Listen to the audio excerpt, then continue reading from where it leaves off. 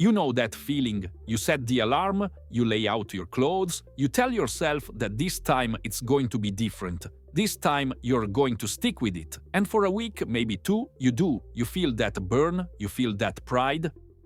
But then life happens, a long day at work, a bad night's sleep. That voice in your head starts whispering that it's okay to skip just one day, and one day becomes two, two becomes a week. And before you know it, you're right back where you started, looking at your running shoes, gathering dust in the corner, feeling that familiar mix of disappointment and frustration.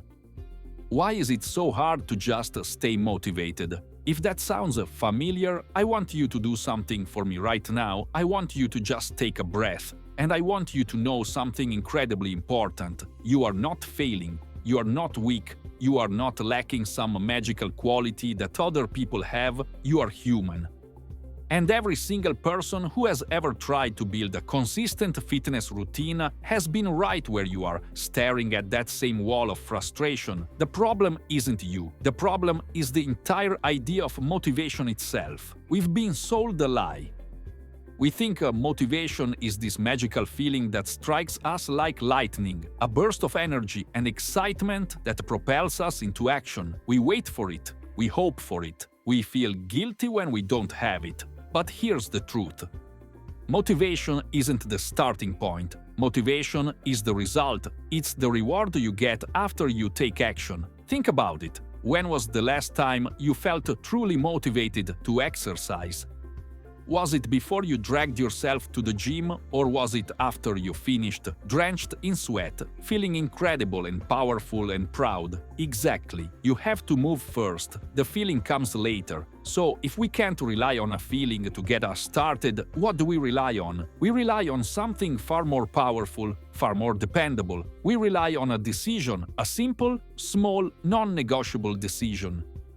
The goal isn't to find a 6-month supply of motivation. The goal is to win the very next battle. The battle to get your shoes on, the battle to get out the door, the battle to do just 5 minutes. Because you can do anything for 5 minutes. And once you've started, once you're moving, you've already done the hardest part. You've proven that voice in your head wrong. You've taken control. And that action, that single, small victory, is what creates the motivation for tomorrow. It builds upon itself. One small win leads to another. You stop waiting to feel ready and you start building a person who doesn't need to feel ready. You build a person who just does it. That is where real, lasting change is born.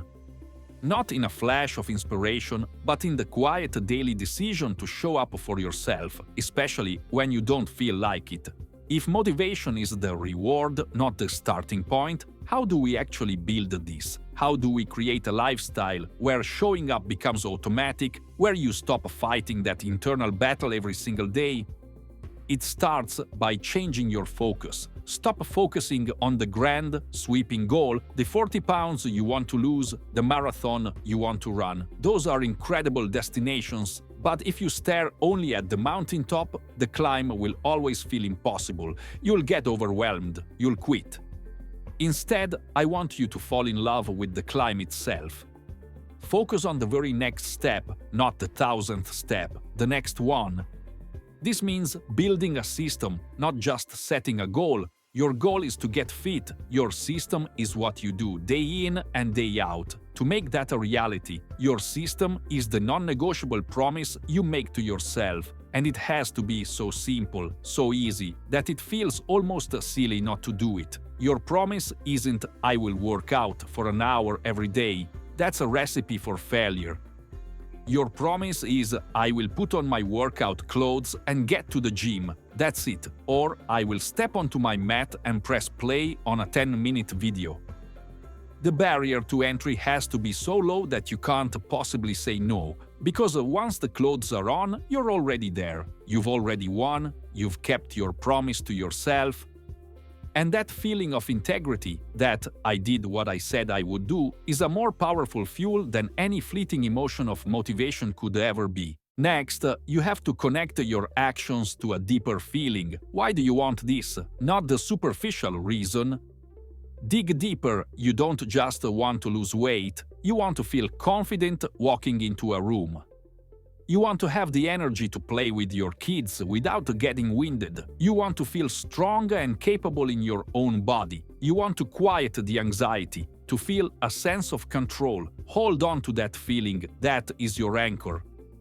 On the days that you want to quit, and they will come, you don't think about the workout, you think about the feeling that awaits you on the other side. You remember that after every single workout, you have never ever regretted it. You've only ever regretted skipping. Finally, you design your environment for success. You are a product of your environment. If you have to fight through a wall of excuses every morning, you will lose. So make it easy. Sleep in your workout clothes. Place your water bottle on your nightstand. Put your shoes right by the door. Unfollow social media accounts that make you feel inadequate and follow ones that inspire you. You are the architect of your life. Design it to support the person you are becoming, not to accommodate the person you are right now. This journey isn't about punishment. It's not about earning your food or punishing your body. It is the highest form of self-respect. It is a quiet conversation between you and yourself, where you prove every single day that you are worth the effort, you are worth the fight. Stop waiting for the lightning to strike. Be the lightning.